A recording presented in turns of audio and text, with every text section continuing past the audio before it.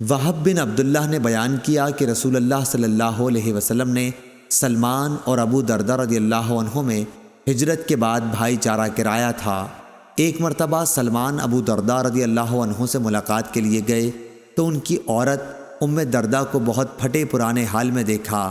ان سے پوچھا کہ یہ حالت کیوں بنا رکھی ہے؟ ام دردہ رضی اللہ عنہ نے جواب دیا کہ تمہارے بھائی ابو دردہ رضی اللہ عنہ ہیں جن کو دنیا کی کوئی حاجت ہی نہیں ہے۔ پھر ابو دردہ رضی اللہ عنہ بھی آ گئے اور ان کے سامنے کھانا حاضر کیا اور کہا کہ کھانا کھاؤ۔ انہوں نے کہا کہ میں تو روزے سے ہوں۔